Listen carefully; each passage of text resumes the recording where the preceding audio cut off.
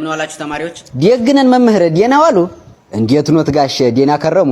ደህና ነኝ። በሉ ቁጭ በሉ። ልጆቹ ደህና ናቸው? አደጉ? አንተ ልጅልኝ ምንድነው የምትቀባጥረው? አርፈህ ቁጭ በል።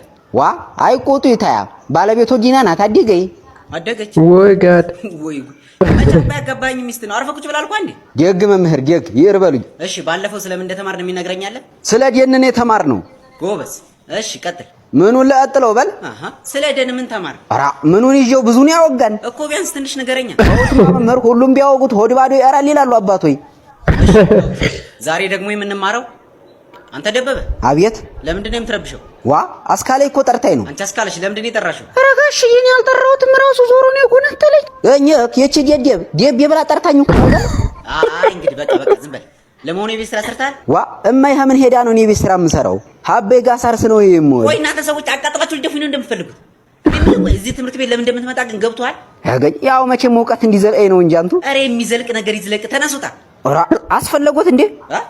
ምንድን ነው የሚያስፈልገኝ? ጠቢጤ ነዋ። አያውቁኝም። እኔ ሰው ስዘረጠጥ እንዲህ አላጎኖት ምን ይላሉ? እሺ ደብተርና እስክሪብቶአችሁን አውጡ። ደብተርስ ይዣለሁ። መሞንጨሪያ ግን አልያዝኩም። እርሶ ሀሎት ይስጡኝ። የለኝም። ታያ ምን ያስቆጣዎታል? ጊምባዣን